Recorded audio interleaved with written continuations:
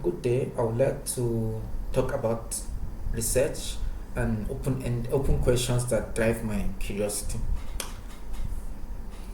So, research is really about exploring the unknown.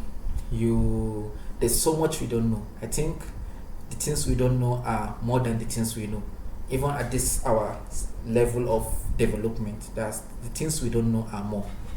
And that's why it's exciting to research, to know more, to learn more about the world, because basically much of the world is unknown. And that's why right from my childhood I've thought a lot about the world, how people behave, how we can help people improve their lives, things like that. So even as a young child, I found myself thinking so much about how to improve the world, how to bring changes to things I could identify as problems right from my young age. And even right now, in this time of AI breakthrough, it's also, I found myself thinking a lot recently about ethics. Okay, an AI model does something and then it affects a human negatively. Who takes responsibility? Is it the creator of the model or the model itself?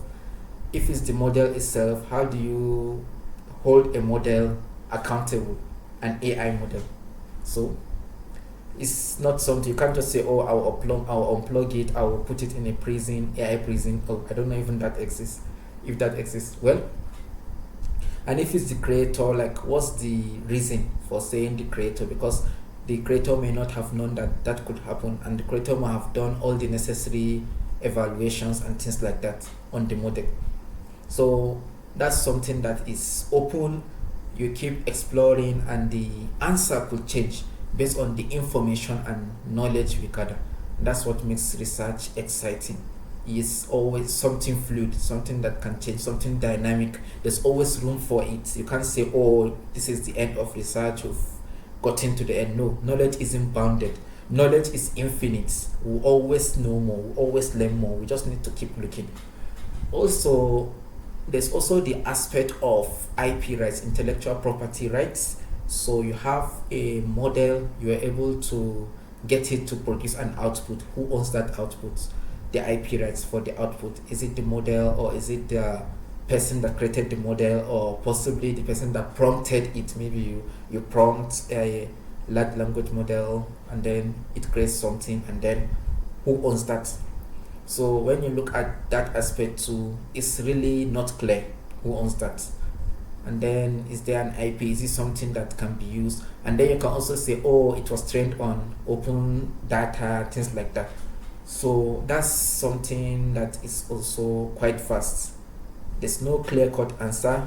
Recently, I was following a case where the judge ruled that for a person to claim the IP rights for an output of a model, you have to have adapted it to a certain degree, creatively adapt it. So the question is, what is the degree? What is the certainty? Like, how do you identify the threshold to say, okay, I have adapted it to such an extent and it's going to reflect, I now own the IP rights. So you can't really explain some of these things, and that's part of the exciting nature of research. It's always something that since the beginning of time, human beings have always improved, and the main method of improving, how we develop farming, things like that, the industrial revolution, is all about exploring, identifying new frontiers, building up.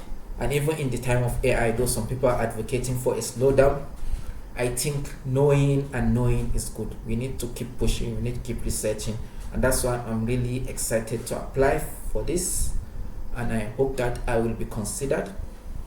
Thank you so much.